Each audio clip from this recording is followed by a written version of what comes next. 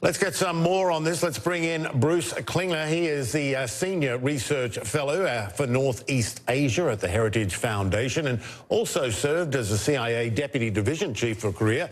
Joining me now via Skype from the U.S. state of Maryland. Always good to see you, sir. How do you see the state of play when it comes to the U.S. and North Korea? Who now has the upper hand? The North obviously wants the U.S. to make a bold move, end the war perhaps, but there are risks in that.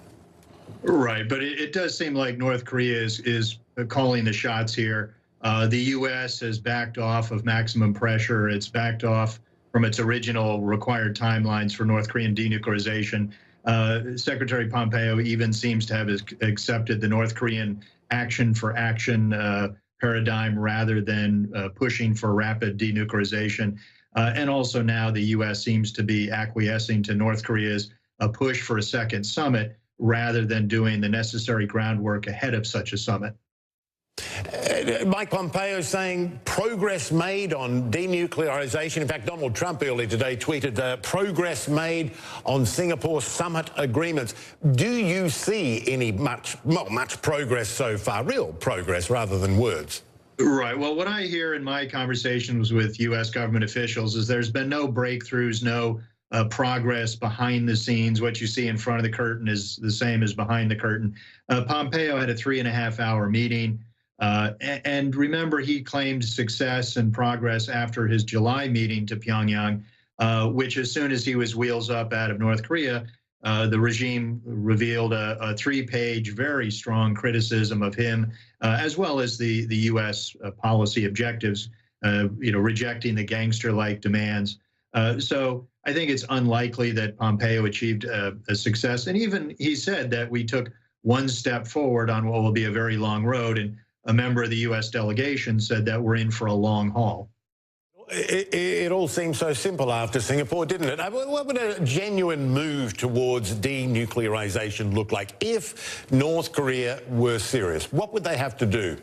Well, of course, we need to remember that North Korea is required under 11 UN Security Council resolutions to abandon its nuclear, missile, and biological chemical weapons programs in a complete, verifiable, irreversible manner. So it's not just a U.S. negotiating proposal, it's what the UN requires. So what North Korea would need to do is a series of actions. It needs to make progress on negotiations.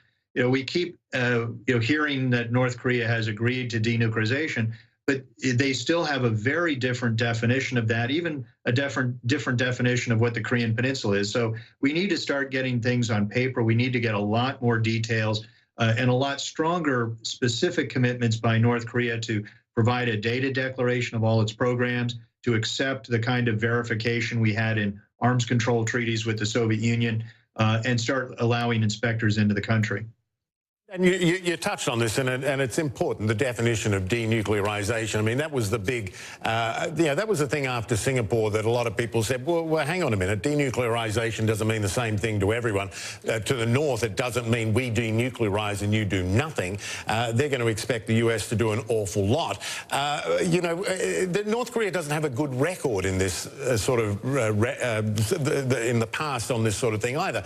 Talk. Oh, we got the wrong idea. We didn't mean that, we didn't mean this, and all of a sudden nothing happens. How do you see that unfolding in terms of that definition?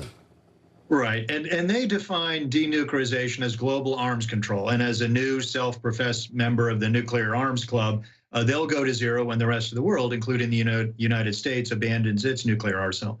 They also define the Korean Peninsula as anything that influences or impacts the peninsula, including our bombers down in Guam, our dual-capable aircraft in Japan, nuclear submarines, nuclear aircraft carriers. We see it as the landmass, and half of it's already denuclearized, and that's South Korea. So we've had 8 international agreements with the North, all failed. And I think one of the common problems was that we accepted very short, very vague text, which allowed everyone to have a different interpretation simply to get an agreement. But the U.S. isn't going to go for that, is it? I mean, that's just not going to happen. The U.S. doesn't go with their definition. Right, but the U.S. We again made the mistake of the past by accepting a very vague Singapore summit communique. The South Korea has done the same with their summit communiques. There's a long list of promises to North Korea Denuclearization is in the last or second to last paragraph as an afterthought. And it's just sort of a, yeah, North Korea agrees to denuclearize the peninsula, but there's no clarity as to what that means, whether it's accepting the UN requirements.